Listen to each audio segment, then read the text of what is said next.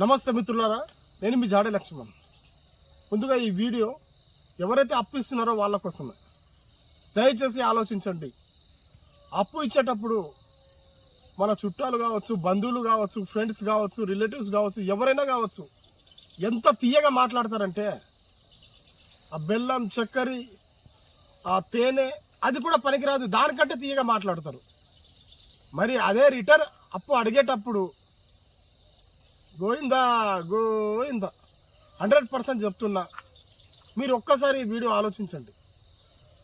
చాలామందికి మీకు ఇంకా ఎవరైనా దెబ్బలు తగిలిన వాళ్ళు ఉంటారు దీంట్లో. మరి తగిలిన వాళ్ళకు ఒకసారి నేను ఒక క్లారిటీగా చెప్తున్నా. ఎందుకోసం అంటే ఫస్ట్ అడిగేటప్పుడు ఆయన ఎలా వస్తారంటే, మా బిడ్డకు బాగాలేదు, మా పిల్లానికి బాగాలేదు, నాకు బాగలేదు, ఆరోగ్యం బాగాలేదు, ఏదో అని తీయటి మాటలు చెప్పి మిమ్మల్ని మాయలో దింపుతారండి. అలాంటి విషయాల్లో మీరు ఒకటే విషయం, నా దగ్గర లేవబ్బా, ఉంటే పక్కా ఇస్తుండే అబ్బా, నీకు ఇవ్వకపోతే ఎవరికి ఇస్తా అబ్బా, ఈ ట్రిక్ మీరు నేర్చుకున్నారనుకో భవిష్యత్తులో బాగుపడతారు. 100% చెప్తున్నా. లేకపోతే మీరు అనుకోకుండా పాపం మనోడే కదా, ప్రాణం బాగలేదట, ఏదో సంబంధం కుదిరిందట, ఏదో ఫంక్షన్ ఉందట, ఇట్లాంటి విషయంపై మీరు ఇచ్చారనుకోండి, మీ 100% చెప్తున్నా, మీ తలకాయ మీరే నరుకున్నట్టు. ఇది 100% చెప్తున్నా. ఈ కాలం ఎలా అయిపోయిందంటే డబ్బుల కాలం అయిపోయింది. అందరికీ తెలిసిన విషయమే. డబ్బు ఉంటే ప్రతి ఒక్కరు మన దగ్గర వస్తాడు. ఇది క్లారిటీగా చెప్తున్నా మిత్రులారా. కానీ ఇంకో విషయం చెప్తున్నా, ఈ డబ్బుకు పక్కన పెట్టి బంధాన్ని కావచ్చు, ఫ్రెండ్స్ని కావచ్చు, వీళ్ళు కూడా దూరం అయిపోతున్నారు. అంత డేంజర్. ఎగ్జాంపుల్ చెప్తే, ఒక రూపాయి ఉందండి, రూపాయిని ఎలా వాడుకోవాలో కూడా మనం తెలుసుకోవాలి. ఒక రూపాయి ఏదైతే గుడిలో వేస్తే అది దాని గుడిలో వేస్తే ఏమంటారు అంటే భిక్షం అంటారు, దానం అంటారు. అదే గుడి బయట వేస్తే భిక్షం అంటారు.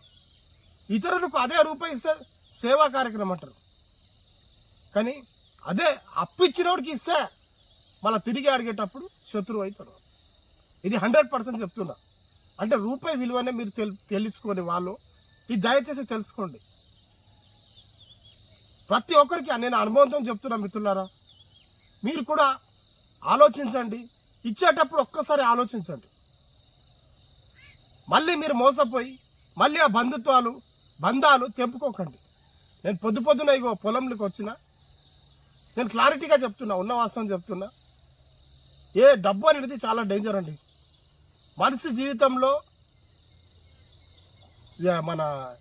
మన కుటుంబం ఎంత ముఖ్యమో దానికంటే పెద్ద శత్రువు ఏమైతే ఉందంటే అది డబ్బే. అది అంత డేంజర్ అయిపోయింది. దయచేసి దానికి దూరంగా ఉండండి. మీరు ఎవరు అడిగినా ఒకటే మాట, లేవు, పక్కా ఉంటే ఇస్తుండే, లేకపోతే లేదు అనడం వల్ల ఏం కాదు. ఒక్కరోజు శత్రువు కావచ్చు, మీరు నెక్స్ట్ డే నుంచి ఇంకా మిత్రులే అవుతారు. అందరు కలిసి ఛాయ్ తాగితే, అందరు కలిసి మందు తాగితే, అందరు కలిసి ఫ్రెండ్స్ అయిపోతారు. కానీ దయచేసి మిత్రులారా, మీరు ఇచ్చిండ్రు అనుకోండి, మీ జీవితం మీరే సర్వనాశనం చేసుకున్నట్టు. 100% చెప్తున్నా. ఆలోచించండి. ఆలోచించి ఈ ముందడుగు వేస్తారా, వెనుకడుగు వేస్తారా, ఈ విషయంపై మీరు ఖచ్చితంగా ఆలోచించండి. మళ్ళీ మీరు డబ్బు ఇచ్చేటప్పుడు అలా ఉంటుంది, మరి తిరిగి మీరు అడిగేటప్పుడు ఎలా ఉంటుంది అంటే అనుభవంతో చెప్తున్నా. మేము ఇస్తే పారిపోతున్నామా? ఎటు పోతున్నాం? మేము పారిపోతున్నామా? ఈ డబ్బే ఉందా? మాకేం అప్పు లేదా? మాకు ఇల్లు ఉంది, చేను ఉంది, పొలం ఉంది. పెద్ద పెద్ద మాటలండి. అబ్బబ్బబ్బబ్బబ్బబ్బా, మాటలు వింటే మీరు చచ్చిపోతారు. మీరు వాళ్ళ ఇంటికి వెళ్ళి చెప్పులు అరిగిపోతాయి మీకు. ఒకటే మాట వాళ్ళ నుంచి వచ్చేది, మీదే అప్పు ఉందా? ఏదో తిస్మార్ఖాన్ లెక్క అడుగుతున్నావు, మాకేం అప్పు లేదా? లక్షల అప్పు ఉన్నది. ఇలా చెప్తారండి. దయచేసి మిత్రులారా, ఆలోచించండి. డబ్బు ఎంత డేంజరో. డబ్బు ఇచ్చేటప్పుడు కూడా మీరు ఆలోచిస్తేనే మళ్ళీ మీరు మీ బంధుత్వాన్ని తెంపుకోలేరు, మీ ఫ్రెండ్స్ని తెంపుకోలేరు, మీ రిలేటివ్స్ని తెంపుకోలేరు, ఎవరిని తెంపుకోలేరు. కానీ ఇచ్చిన ఇంకో విషయం మాట్లాడుతున్నా, ముక్కు మొహం తెలియని వాడికి మీరు ఇస్తే వాడు గల్లా పట్టుకొని అడగచ్చు. ఇది 100% చెప్తున్నా. వాడు గల్లా పట్టుకొని అడగచ్చు. కానీ మీ రిలేటివ్స్లా కావచ్చు, మీ ఫ్రెండ్స్లా కావచ్చు, దయచేసి డబ్బులు మాత్రం ఇవ్వకండి. మనసులో మాట చెప్తున్నా. మీ బంధుత్వాలు తెంపుకోవాలనుకుంటే ఇవ్వండి డబ్బు. 100% చెప్తున్నా. మీ బంధుత్వాలు తెంపుకోవాలంటే ఇవ్వండి. బయట వాడు ముక్కు మొహం తెలియని వాడికి ఇచ్చారనుకోండి, ఏం పెద్ద విషయం ఏం కాదు. వాడు ఏం చేస్తాడు, గల్లా పట్టుకొని కొట్టుకోవచ్చు, తిట్టుకోవచ్చు, పోలీస్ స్టేషన్ వెళ్ళొచ్చు. మన రిలేటివ్స్లో అదేవిధంగా కాకుండా బంధుమిత్రులలో మన ఫ్రెండ్స్లో ఇచ్చారనుకోండి, ఇక మనం మీరు తెంపుకోవాల్సిందే బంధం. అందుకే మరొకసారి చెప్తున్నా, డబ్బు ఇచ్చేటప్పుడు ఒక్కసారి ఆలోచించండి మిత్రులారా. ఇది నేను ఏదో 4 షేర్లు, 4 లైక్లు, 4 కామెంట్లు వస్తాయని కాదు, మీ భవిష్యత్తు కోసమే చెప్తున్నా. మీ వయసులో చిన్నవాడైనా నేను 100% చెప్తున్నా, నాకంటే చూసేవాళ్ళు చాలా పెద్దవాళ్ళు ఉంటారు, చిన్నవాళ్ళు ఉంటారు. ఇద్దరికి కూడా సలహా ఇస్తున్నా, డబ్బు మనిషి జీవితం ఎంత ముఖ్యమో దానికంటే పెద్ద ముఖ్యం ఈరోజు డబ్బు అయిపోయింది.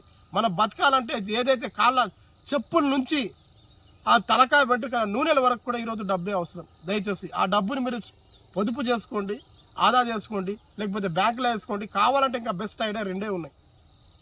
ల్యాండ్ అన్న తీసుకోండి, దానికి డబుల్ రెట్టింపు వస్తుంది. లేదనుకుంటే నిజం చెప్తున్న బంగారం అన్న తీసుకోండి. ఈ 2 తప్ప డబ్బు మాత్రం వేస్ట్, వృధా ఎవరికి ఇవ్వకండి, చేయకండి. ల్యాండ్ మనం చూస్తున్నాము, కొన్నవారు ఈరోజు 1 లక్ష రూపాయల ప్లాట్ కొంటే ఒక్క 2-3 సంవత్సరానికే 4 లక్షలు 5 లక్షలు అవుతుందండి. మీ బ్యాంక్ వాళ్ళు కూడా ఇంత ఇంట్రెస్ట్ ఎవరు వేయలేదు. 100% చెప్తున్నా. బంగారం ధరలు కూడా రోజు రోజుకు 400, 500, 600 ఇలా పెరుగుతూ పోతుంది. అందుకే కొంటే బంగారం అన్న కొనండి, లేకపోతే ల్యాండ్ అన్న కొనండి. అప్పు మాత్రం దయచేసి ఇవ్వకండి. 100% చెప్తున్నా మిత్రులారా, ఇది మీ మంచి కోసమే చెప్తున్నా. మరొకసారి కాదనకుండా మీరు ఇచ్చారో పప్పుల కాలేసినట్టు, ఇది 100% చెప్తున్నా. మరి చూడండి, మీ అభిప్రాయం కూడా తెలపండి.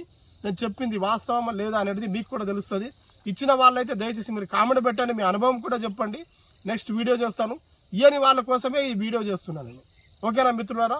చూడండి, మీ ఇష్టమైన ఏమైనా మీ అభిప్రాయం ఉంటే దయచేసి కామెంట్ పెట్టండి. Thank you so much. నేను మీ జాడే లక్ష్మణ్.